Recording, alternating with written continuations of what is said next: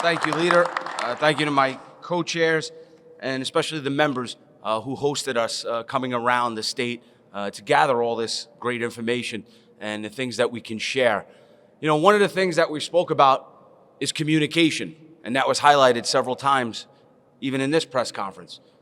The problem becomes we're in an all-in approach when it comes to when there's an emergency in a school.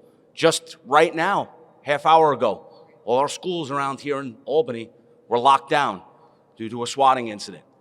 Someone called and said there was an active shooter. They were locked down. It was a response. The media puts it out as a lockdown. But think about that. The first thing that happens when there's an incident at school, we automatically call it a lockdown. And the first thing that comes to our heads, especially as parents, is that there's a shooting or there's a gun in the school. But not all emergencies are those types. There are many times where we have different drills, which are called lockdowns, shelter-ins, evacuations. The differentiation between those is so critical for the community to understand. When we have a lockdown, we're all thinking guns. But there are other things that we have. We have shelter-ins. And let me give you an example why you might have a shelter-in. There may be a horrible car accident out front of a school building, and your kindergarten through second graders are the ones that exit that exit.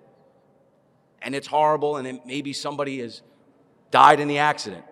The school may call a shelter-in and not allow those kids to walk out to see that because they'll be traumatized. These are all the things that happen and are not necessarily we think of as school safety, but that is school safety, and that is security. So I want everybody to understand that when we gathered all this information and we put it into this clearinghouse and this report, it's covering an all hazards approach. And it's not always about guns and shootings, but it is about communication. And that communication piece is really what we're highlighting. And I think we will get to a point where we can have clearer and concise conversations and communication about how we can protect our schools.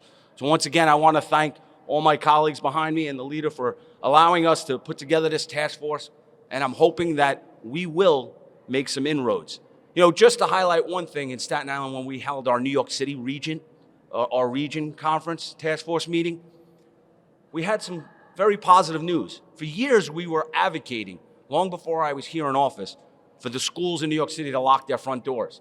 At our task force conference meeting, the New York City Department of Education announced that they were putting that pilot program into place to lock front doors in New York City. That was announced at the meeting. So I thank them for their efforts and actually communicating with us and achieving a goal that we've been advocating for. So once again, the communication piece is important. So thank you.